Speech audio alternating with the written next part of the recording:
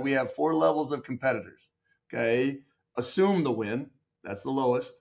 Want to win, will to win, and refuse to lose.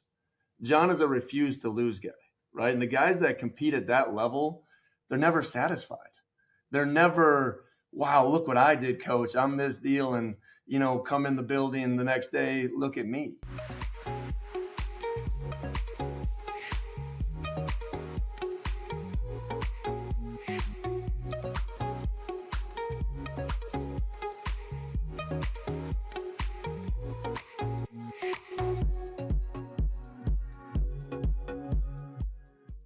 Welcome back or welcome to Y Option, especially all of the new faces and ears, I guess, that are listening to us. I'm your host, Yogi Roth, always joined, of course, by co-founder and executive producer Jim Thornby. And welcome to Rivalry Week Part 2. We had Trent Bray on to kick off the week. Today, we have Jake Dickert, presented by our founding partner, 76. A really thoughtful conversation in advance of the Apple Cup, Jim, and we will dive deep into the Apple Cup. But we've got week 3 on the slate, man. How are you doing? How are you feeling about a rivalry week here in September? It's good. I mean, it's new to us to have rivalry games this early. It's not even really all that new to you. I mean, you're the backyard brawl. You're used to having this kind of game, early in the season because it's non-conference. We're just not used to Oregon and Oregon State not being in the same conference, Washington State and Washington not being in the same conference, and just how these fan bases are all feeling about the game or starting to change how they're feeling about the game. It seems like the Washington State fan, let's be real here. The Washington State fans were not all of them, obviously. There's, it's a wide swath of emotions on that, but there are a lot of Washington State fans that didn't want to play this game. Like they're like, why should we play them? And I think now, and you'll see Jake will kind of reference this in the interview coming up here, but that they're feeling differently about that. And I think that might mean you might see a heavier contingent of Coug fans at the game than you might normally see at a game of the Apple Cup when it's played in Seattle, since it's not at Husky Stadium. Yeah, I think it's going to be really, it's going to be a compelling visual come Saturday when you have Oregon State, and at the same time as the Apple Cup. Like, whoever's making these schedules, look, can we just please next year not make them at the same time? Don't make them the same day. Like, just do anything so we can all watch them and enjoy it. You referenced the backyard brawl. Well, in the Big East, we always played Thanksgiving weekend, right? Kind of similar. That was like the first real conference realignment in my experience. I lived through that one. Then all of a sudden it was like, when are you going to play? Where are you going to play? What, oh my God, what conferences are each of us in respectively? But at the end of the day, I go back to, and you could research this, right? At Y Option, we got all the podcasts archived from 9 years ago. Yeah, 9 years ago. This is Mac Brown and I have a conversation maybe 6 years ago. And he said, Yogi, college football is about 2 things. It's about the players and the fans. And now, of course, it's been about the media and the money. But I think when you look at just the game, and if you got to kickoff in Seattle or in Corvallis for these rivalry games, it would just be about the fans and the players once you got to your seats. So I just urge everybody to go, because you only get so many of these games that you get to visit and witness in your lifetime. They only play once a year. We all know what went down, but go support your team, whether it be the Ducks or the Beavs or, of course, the Huskies and or the Cougs. So we'll be locked in. We'll only be able to watch one at a time, but I will do my best to make sure that we watch them all. Yeah. Jim, you need a screen grab to put on Y Option's Instagram, because both is the understatement. I don't know the word for like 12 games at a time. But yeah, your internet can handle it. So, well, I can't. That's what I figured. Like, when I've got this screen that I am looking at right here as I'm talking to you, when I have 6 games up here, it as each of my little windows open, it seems to do okay. Once I put that 7th game up there, things start to get a little wonky. So I think 6 is the amount that we can handle here. So, right, but those two are locked. Those two are locked. Those two will get prime real estate in that 12:30 Pacific time zone. I love that. All right, quick shout out to Guy Haberman because he taught me about like how he could watch 4 games at once on YouTube TV. So we're a YouTube TV family, at least for the time being. All right, so let's talk about some of these games. We had Trent Bray on earlier in the week. We talked about what was formerly called the Civil War. Today we've got Jake Dickert on talking about what is the Apple Cup. Let's finish with the Apple Cup and let's just bounce around to some other conferences real quick, Jim. USC coming off a 2-0 start, obviously a huge win against LSU. I think it looks really legit coming from the lens of the West Coast. They have a bye, then they go to the big house against a Michigan team that is not on a bye. They play Arkansas State with a bunch of issues offensively I think they have to figure out. But the Bruins right here in my backyard in LA have their first Big Ten game against Indiana, which is fun because Coach Cignetti, he's a Pittsburgh guy. There's a lot of ties there. Tino Sinceri, Mike Shanahan, former Pitt wideout, Pitt quarterback, calling the offense there and coaching the quarterbacks respectively. What do you think about UCLA coming off probably thankfully for them an early bye after a challenging win at Hawaii hosting the Hoosiers? Yeah, it'll be interesting because I mean, obviously, anytime a team starts the season in Hawaii, it's always a little off kilter. I remember when Arizona started, with Khalil when they started the season there, and like that game, right down to the wire too. So it's like you never feel like you're real, like you kind of have the right footing as you get in there. So I mean, you've been on campus now a couple times since that game. So I'm more curious from your lens, since you're up close and personal here.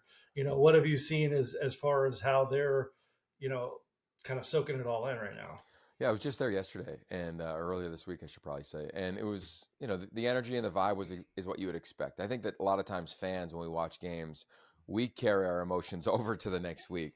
Players, they can move on. Coaches have to move on, even if it's buried deep within their soul. I think the biggest challenge for this team is going to be, one, what does the offensive line look like? Who's playing tackle? And then I think in the run game, with Deshaun Foster and Eric Bieniemy, we didn't see the run game that I think we will anticipate seeing the rest of this season. And I think on Saturday afternoon on NBC, Todd Blackledge, our good buddy, is going to be calling that game alongside his young partner, Noah Eagle. So really looking forward to watching the broadcast. I don't watch a lot of broadcasts, but Blackledge broadcasts, I always get locked into because I learn a lot from him. I think we'll learn a lot on Saturday about both teams. Here's the interesting thing. And for UCLA, the number one thing for them is they are going up against a team in Indiana that has dramatically struggled in recent years.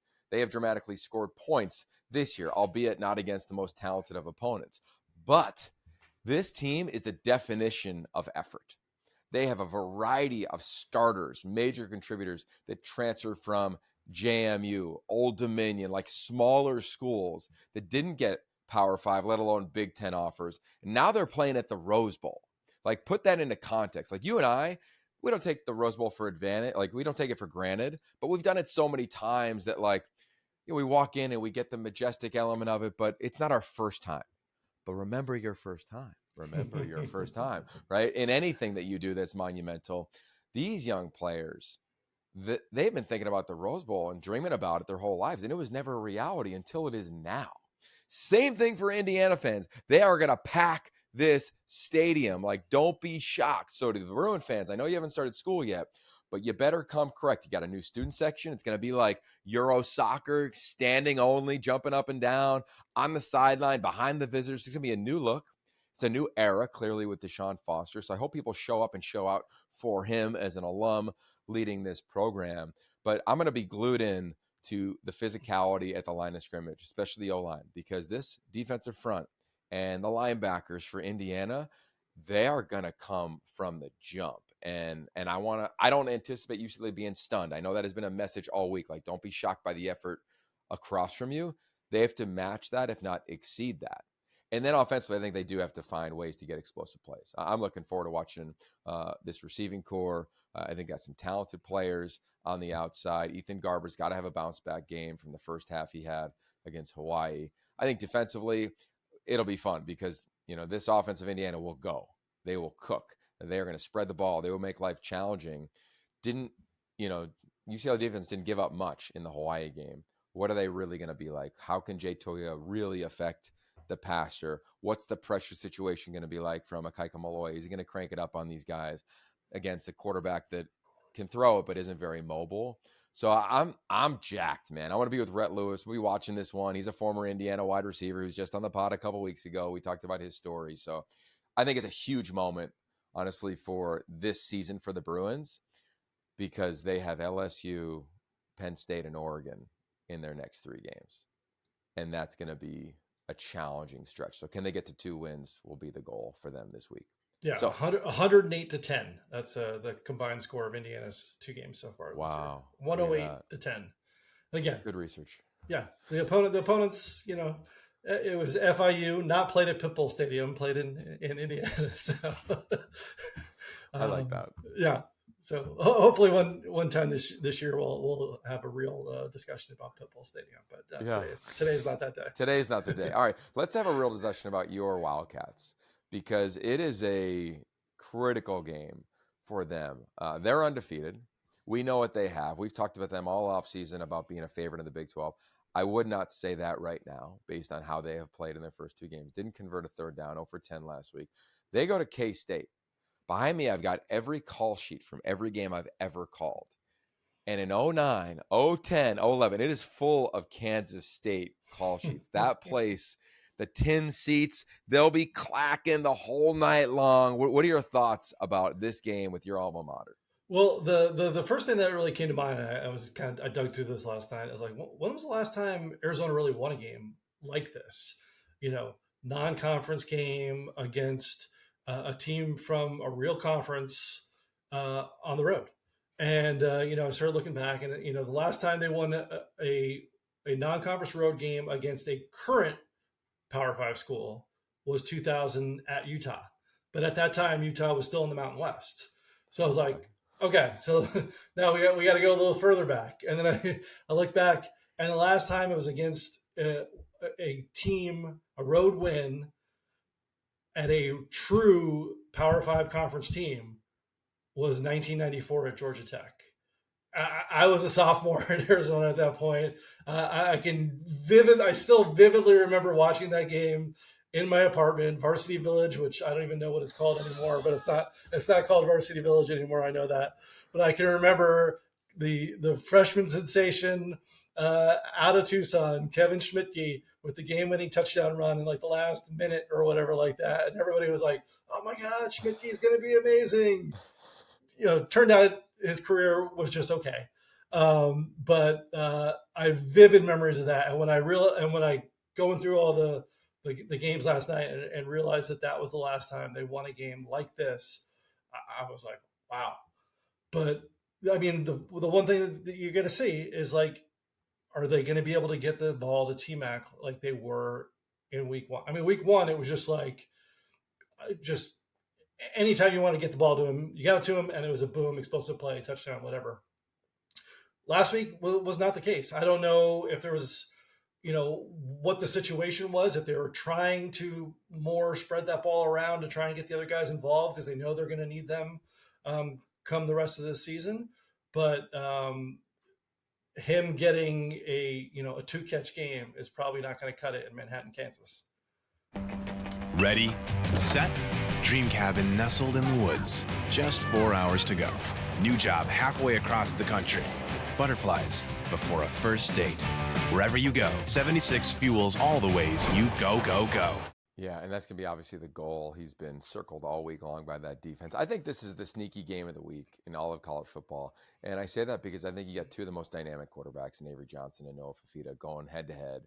I hope it's a shootout. I hope we get one of those types of games that can be kind of crazy. The Big 12 is known for that. The Pac-12 is known for that.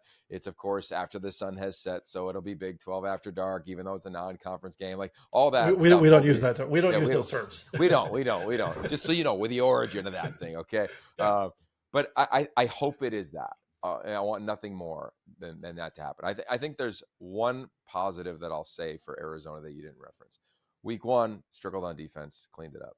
Week 2, struggled on offense. I think they'll clean that up. And it's a veteran team. And I think when you have a veteran team and it's led by guys that have been there, done that, it can only serve you well, especially if you have a ton of hype and you struggle. That's what I am looking forward to watching. I will be watching that on Friday night, which will be after the Thursday night game. Now, the Yeah. Thursday night game is That's going to be a even sneaky more one. interesting. That is a sneaky one, too. You're exactly right. All right, you take it away, because there's storylines for days here. Yeah, because it's like, I think to just the Joe Schmo college football fan, you're just like, oh, they're playing Texas State. Okay, whatever.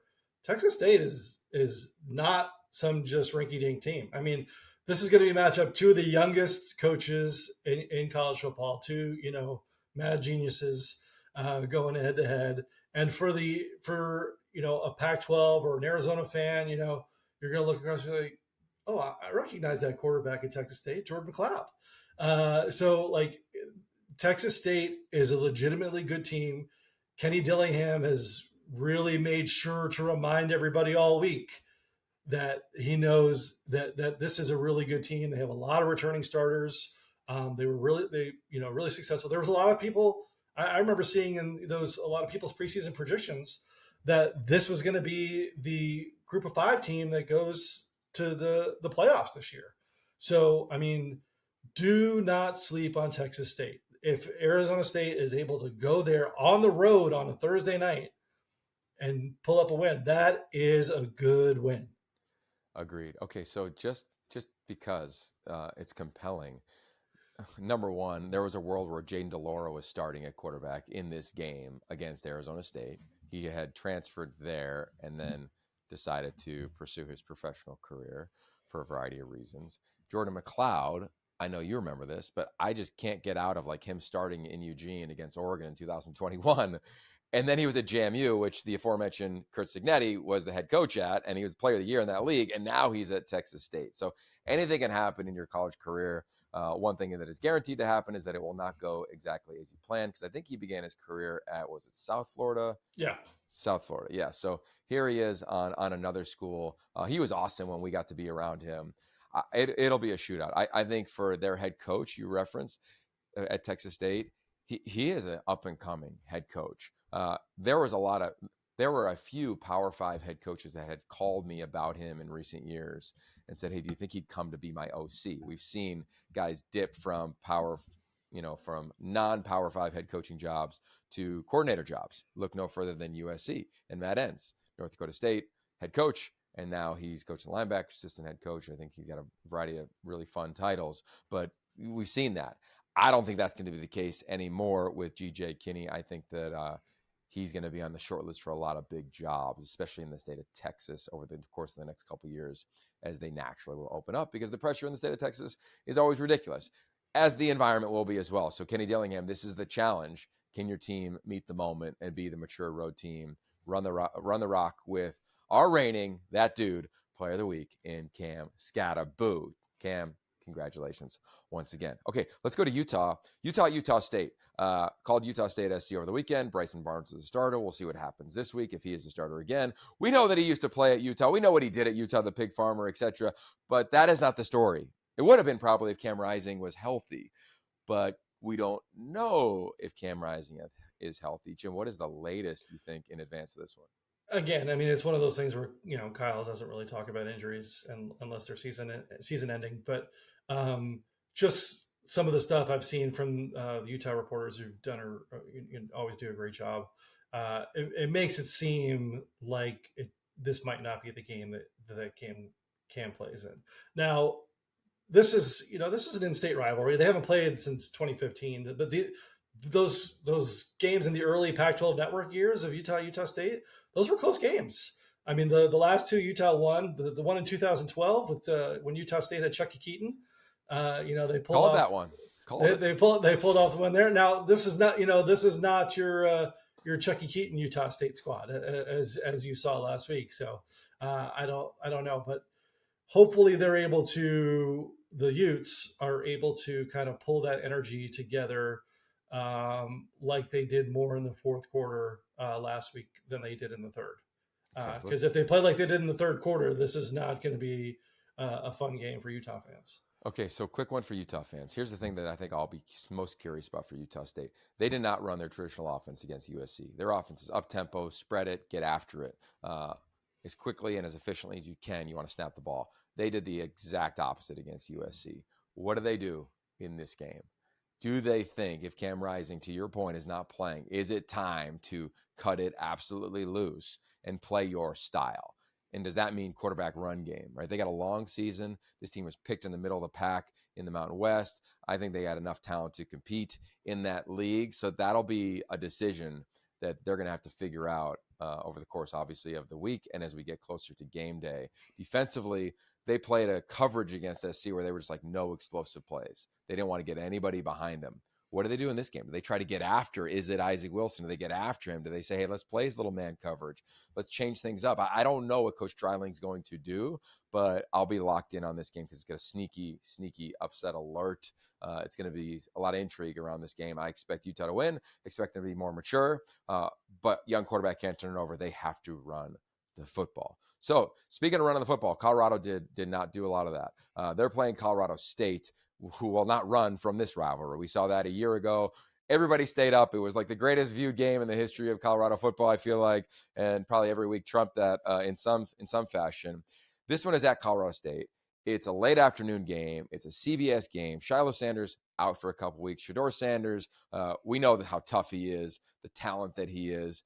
How does this team navigate this on the road? My feeling, Jim, is that it's great to go on the road after a loss, like they just got drilled by Nebraska. I'm calling the Nebraska game this weekend. I've watched it a few times.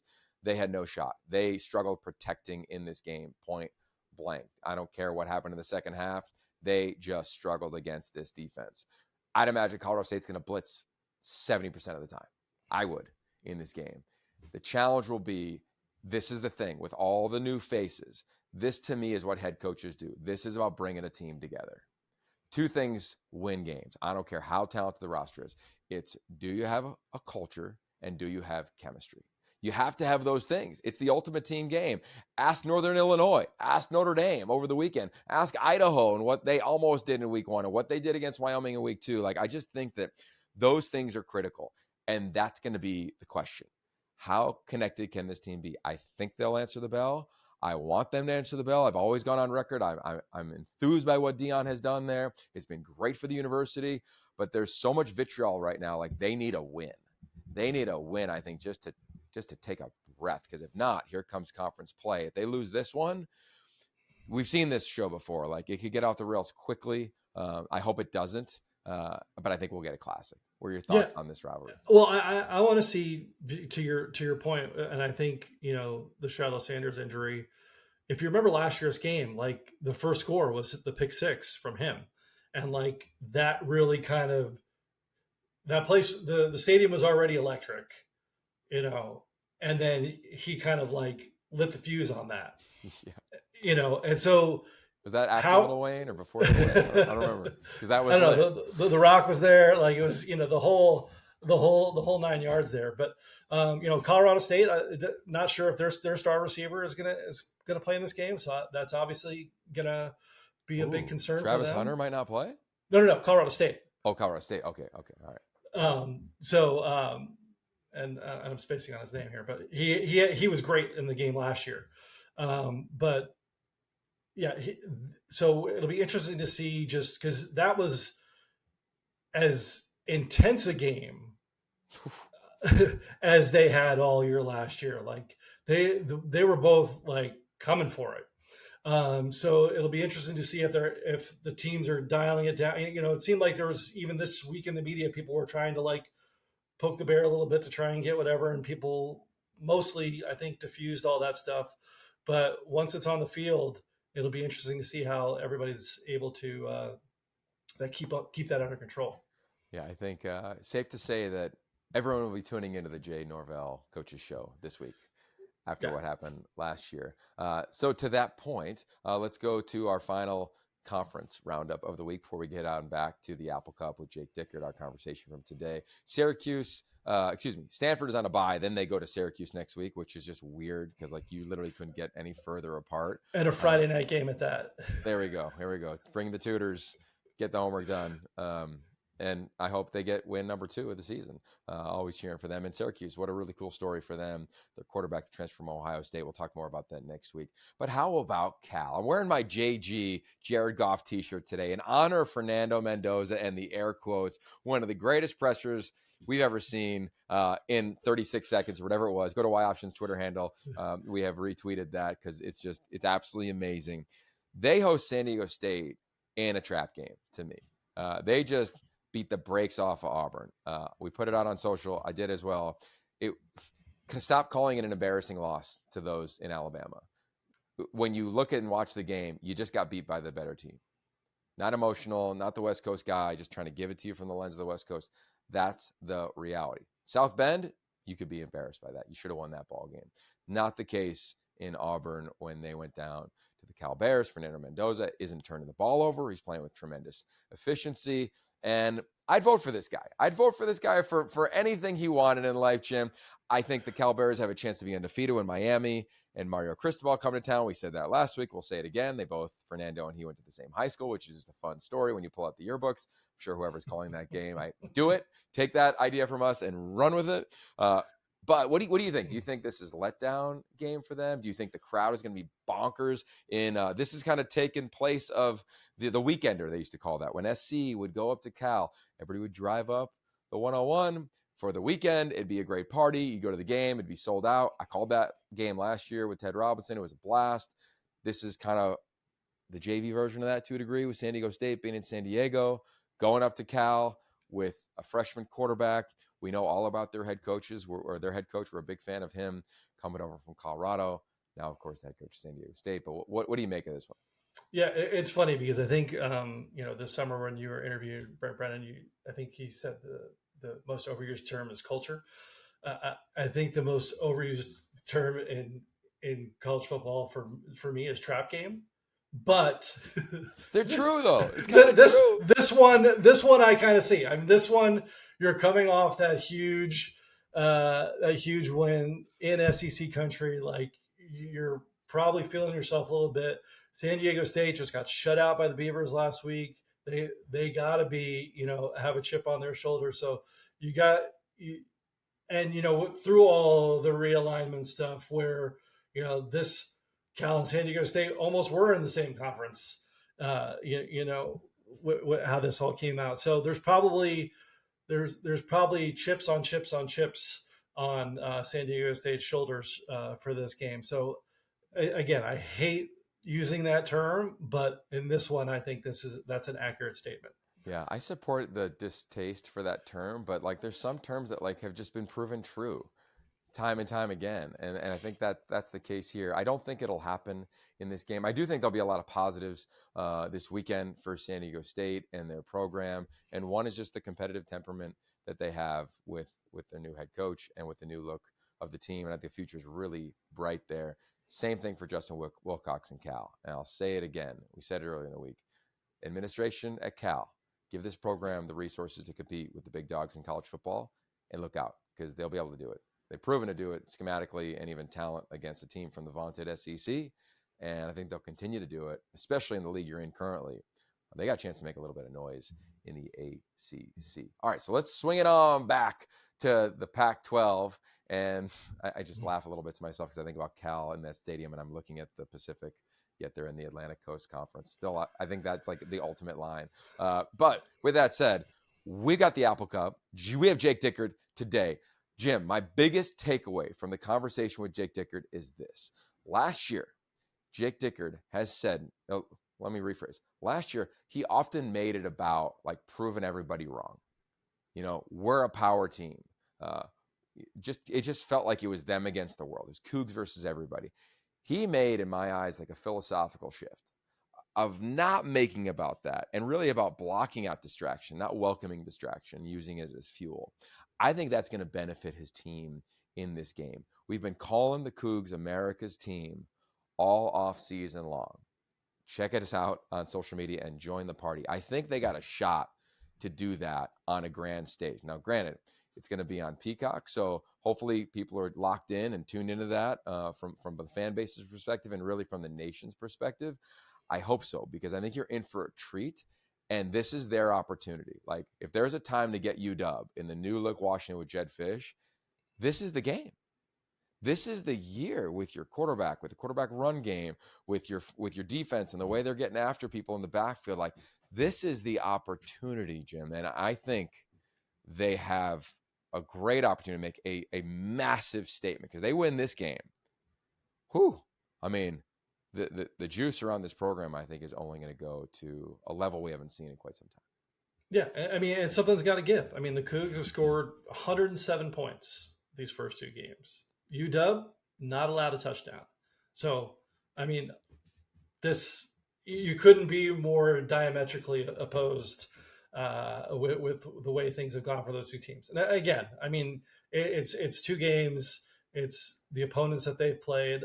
Obviously, with Wazoo playing Texas Tech, that's a pretty good opponent, when it comes down to it. But we're gonna really see what we have from these two teams when they lock up with each other. I mean, we're used to being this being the conference game at the end of the year, where you're really kind of putting the cherry on top of the sundae of your season. But this is it's gonna be intense, and it's gonna be a chance for each of them to prove who they are. Yeah. Two things to look for in this game.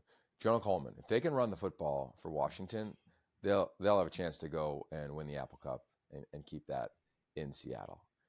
If they can't, or if they struggle running the football, I am so curious to watch this passing game get unleashed, because it hasn't had to be unleashed in the first two games of the season. We know Jedd Fisch and Brendan Carroll, they're always going to scheme it up with Jimmy Doherty. Like, they are going to have great stuff. So that balance against Jake Dickert and his defensive staff, I look forward to watching that. And then on the flip side, think about it. It just hit me. You have Ben Arbuckle, who only a few years ago was coaching high school football. And you have Steve Belichick, who over the last few years was coaching NFL football. Like, think about that for a minute. You got an air raid foundation, spread offense, and you've got this NFL-style defense that hasn't allowed a touchdown, to your point. It is awesome. I mean, it has so much for the crew call in this game to talk through, to celebrate, to project out. I mean, this game almost calls itself based on the rivalry, and then you add in some of the dynamics. Whew, it's going to be special. The guy we talked to today knows it is special because it changed his life. 2021, he is the interim head coach in Jake Dickert. They go to Seattle, and they put it all over UW, including a flag in the middle of that field. We all remember that moment. So we had Jake Dickert on today, brought to you by our founding partner, 76. So Coug fans, take a listen to your head coach, Jake Dickert, in advance of this year's Apple Cup. All right, Coach, it's the 116th Apple Cup, like one of the most historic rivalries in the history of sport. We're going to get into your first one and a very monumental one in your career in a minute, but I want to know, like, when did you first hear about this rivalry? I mean, you've been a fan of the sport of college football for as long as I'd imagine you could remember, but when did the Apple Cup come calling into your mind? Man, like I said, even growing up in Midwest, I mean, you knew about Wazoo, you knew about the, Rose Bowl, Big Ten, Pac-12, obviously playing on Friday nights, you could see it a little bit more. And obviously as I worked my way slowly throughout my career out West, and then obviously landing here, just understand about what the Apple Cup and what it means. And then being a part of them now, I mean, it's as good a rivalry, Yogi, as I've been a part of. And, I go back to, UW Stevens Point, Oshkosh. I go back to North Dakota, South Dakota State for the Dakota marker.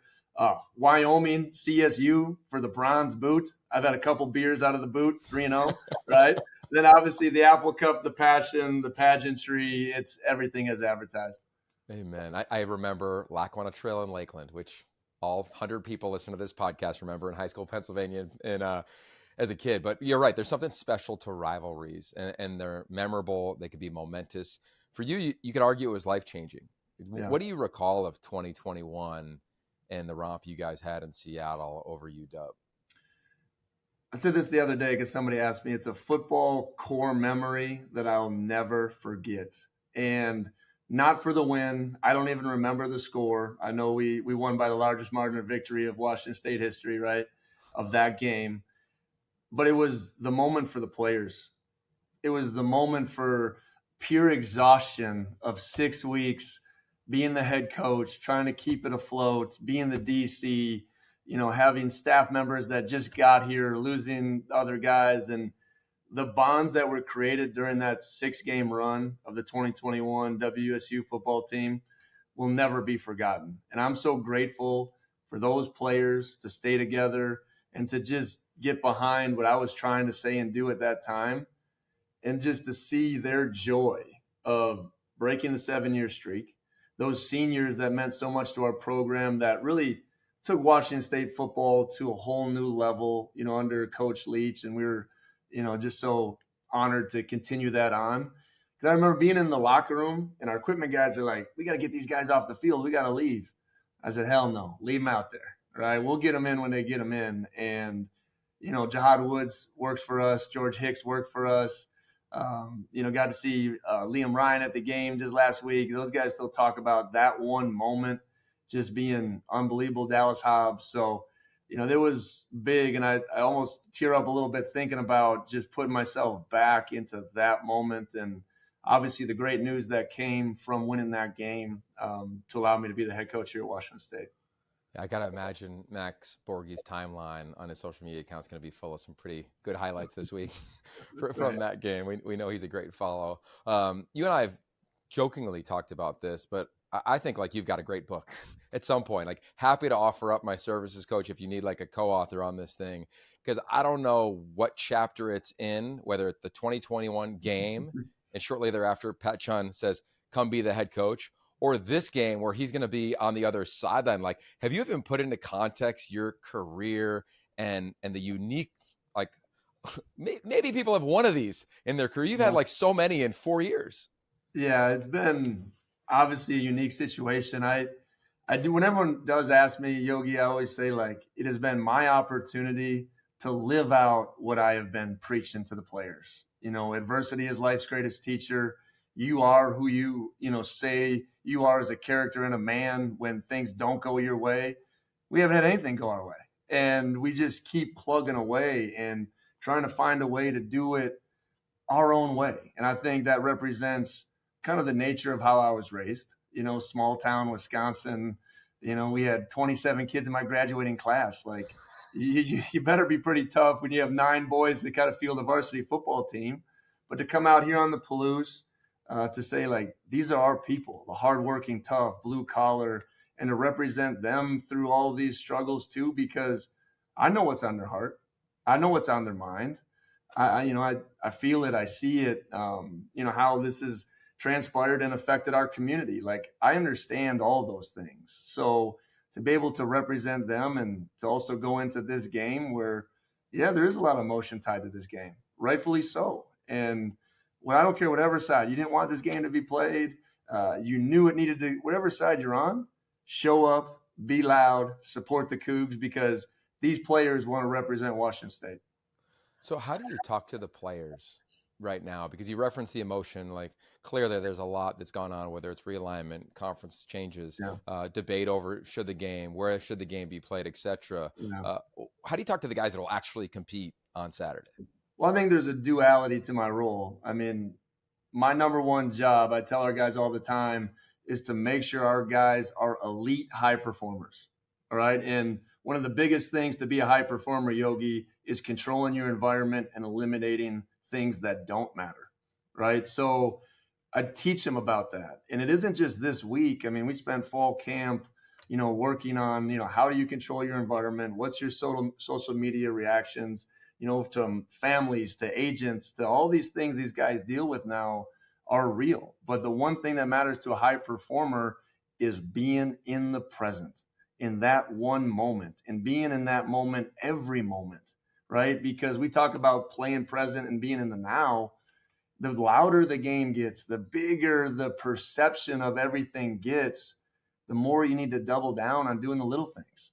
Our theme last week was do simple better. That we're playing a mirror image of ourselves, and if we could be blocked better than they could be blocked at the O-line, we're going to win.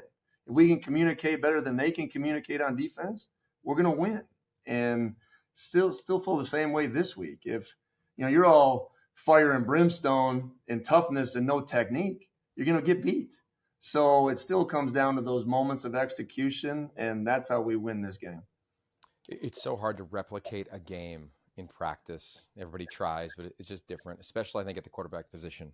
Yeah. Here comes John Mateer, most rushing yards in the history of a Wazoo quarterback, right? Here's a guy who is the 119th ranked quarterback in his class. And look at what he is doing. Thank you, Jim Thornby, for the research on that, man. That's good. How do you talk to him? How do you talk to players about performance anxiety? And getting excited is a good thing, but to your point, execution is the main thing. Yeah, a couple different things. If you're worried about the past, fear is in the past, right? My past failures, or I didn't do something right. Or if you're worried about the future, anxiety lives in the future, right? So, like I said, come back to being present. And John's approach is unique. I just talked to him this week about staying humble, staying hungry, right? John is edgy by nature. John is ultra competitive by nature, and that's great. We're going to feed into that because that is his strengths. But he is also the ultimate competitor, right? We have 4 levels of competitors, okay? Assume the win, that's the lowest. Want to win, will to win, and refuse to lose. John is a refuse to lose guy, right? And the guys that compete at that level, they're never satisfied. They're never, wow, look what I did, coach. I'm this deal. And, come in the building the next day, look at me. Like, he's like, I need to play better. I need to get this passing game going. I need to hit Kyle Williams here.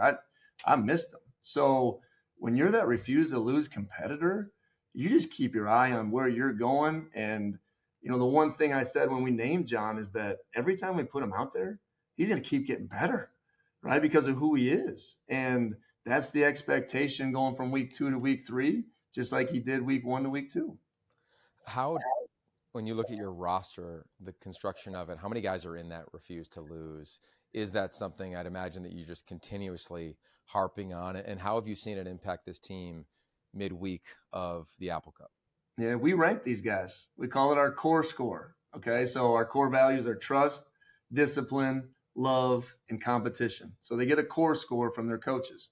And what that does is, like, if your core score is different than what your coach is, we need to have a conversation.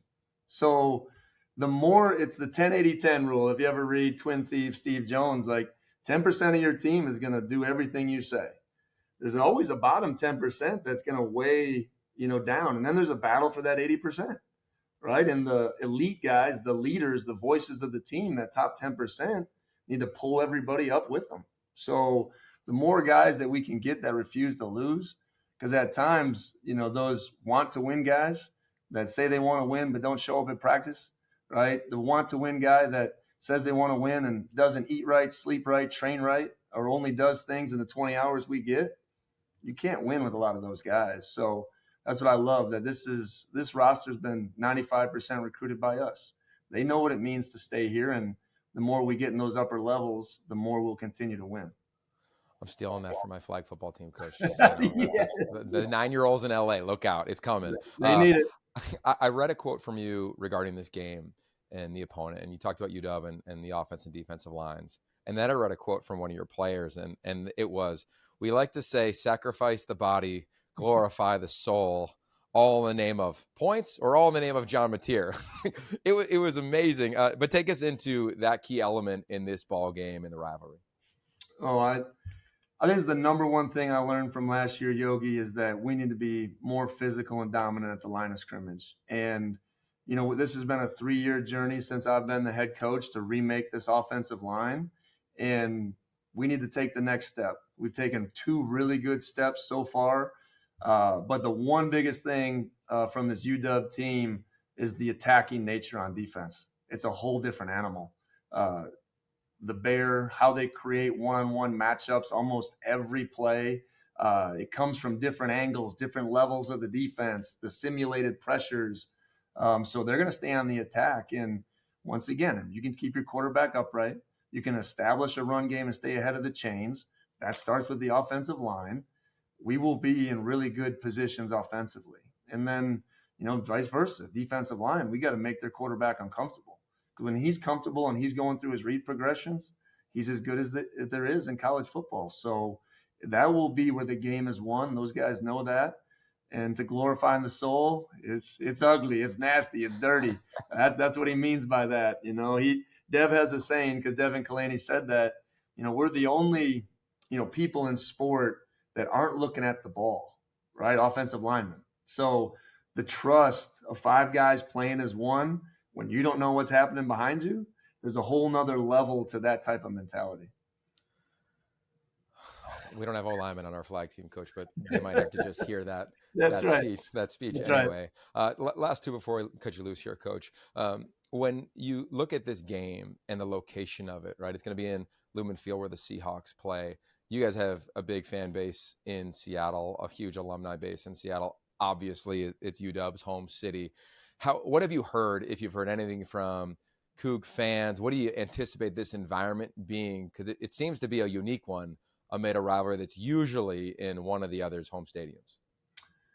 I think it's a unique opportunity. That's what I will say. Haven't had a lot of good news as far as attendance numbers, and I'm just going to be honest. And it's an opportunity for us as Cougs, however you sit on the rivalry line. You didn't want it to happen. You're thankful it is. It's an opportunity for us to do what we say.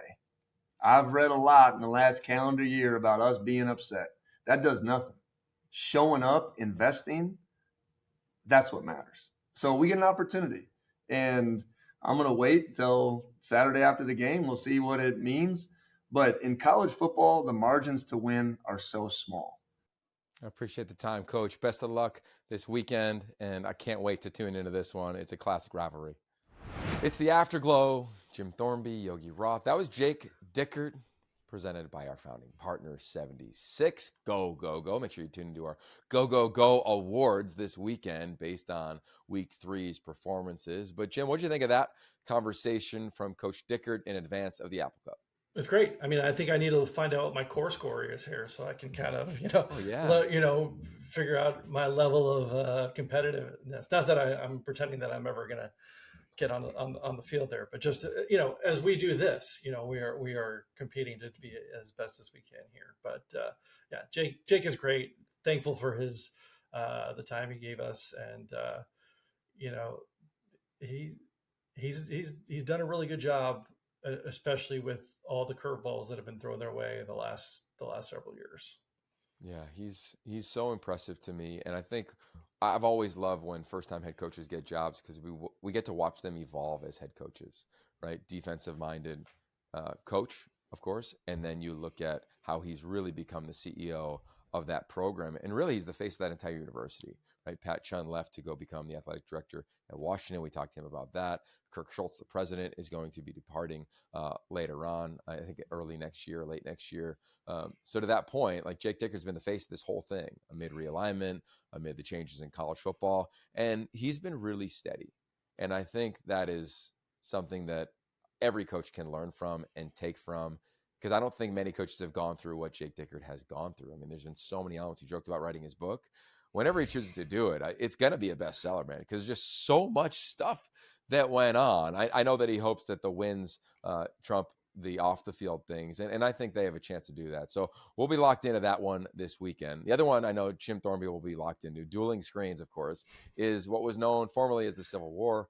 Oregon State. Oregon, check out Trent Bray, the head coach of the Beavs. We had him on earlier in the week. Jim, what do you think about this game as we enter the weekend?